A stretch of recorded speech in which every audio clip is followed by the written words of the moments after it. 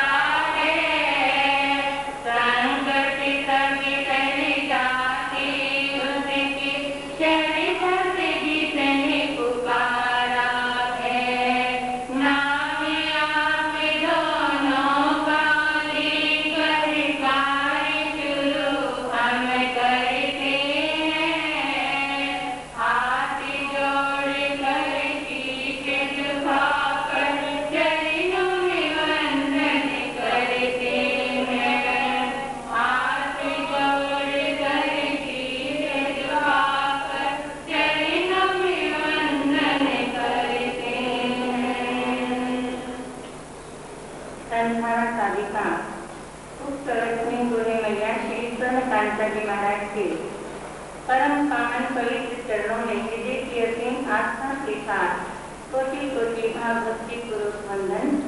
मेरे जीवन दिशा को बोध देने वाली मातृ साधु मैया श्री सुधा जी महाराज के परम पावन पवित्र चरणों में हृदय की असीम आस्था के साथ कोटि कोटि वंदन। साध्य मंडल, अत्र उपस्थित धर्म प्रेमी बंधु, माता तथा बहनों, मैं आप सभी का इस हृदय के आंगन में हार्दिक स्वागत करती हूँ। हृदय के हंसी यूं ही नहीं आती। अरे तुमने किसी न किसी के आंगन में खुशियों का भंगड़ा जरूर डाला होगा, जो आज तुम्हारे आंगन में खुशियाँ ही खुशियाँ बिखरी हुई है। तो ये हमारे ही कर्मों का क्या होता है, भोग होता है। तो आज अगर हम किसी को जिंदगी देंगे तो हमारी भी जिंदगी बच जाएगी, और किसी की जिंदगी लेंगे तो हमारी भी जिंदगी क्या हो जाएगी, तबाह हो जाएगी। अरे तुम अपने इस शरीर को साधारण शरीर मत समझो। अरे ये तो शरीर एक मंदिर है, एक देवालय है, एक गुरुद्वारा है, एक ये स्थानक है। क्योंकि इस शरीर की बदौलत की हम अपने परम पिता परमात्मा से सीधा संबंध स्थापित कर सकते हैं। इस शरीर के द्वारा ही हम वैकुंठ का आनंद ले सकते हैं। इस शरीर के द्वारा ही हम ऊंचाइयों के शिखर को पार कर सकते हैं, और इस शरीर के द्वारा ही हम बुराइयों का सामान भी तैयार कर सकते हैं। ये हमारे अपने ही हाथ की बात है।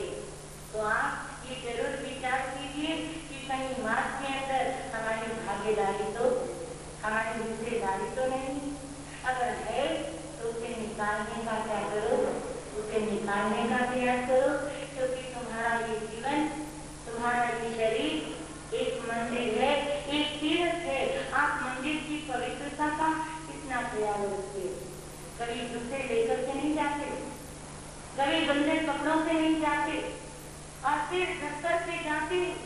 कितनी पवित्रता का ख्याल रखते हो, लेकिन इस शरीर की पवित्रता का भी कभी तुमने ख्याल किया?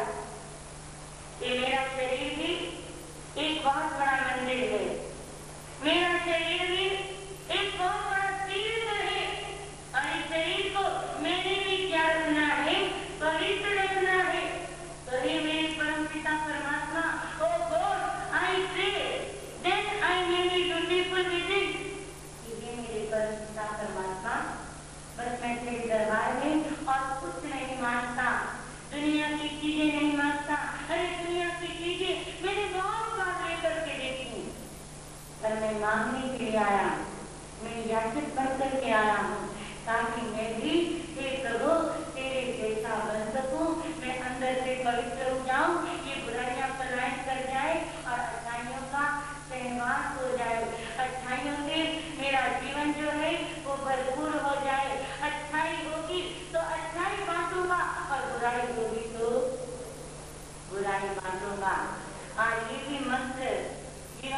स्वीकार कीजिए कि बर्बाद करने वाला कभी आवाज नहीं होता, बर्बाद करने वाला कभी आवाज नहीं होता और आवाज करने वाला कभी बर्बाद नहीं होता। मेरे तिलक ने एक बात कही थी कि तुम मुझे खून दो और मैं तुम्हें आजादी दूंगा। ये शब्द किसने कहे थे? तिलक ने कहे थे कि तुम मुझे खून दो और मैं तुम्हें आजादी दूंगा। और मेरे महावीर ने भी ये वाक्य कहे थे कि तुम मुझे हृदय की पवित्रता दो और मैं तुम्हें भगवत्ता दूंगा। तुम मुझे हृदय की पवित्रता दो और मैं तुम्हें भगवत्ता दूंगा। तो जरूरत है अपने हृदय को निर्मल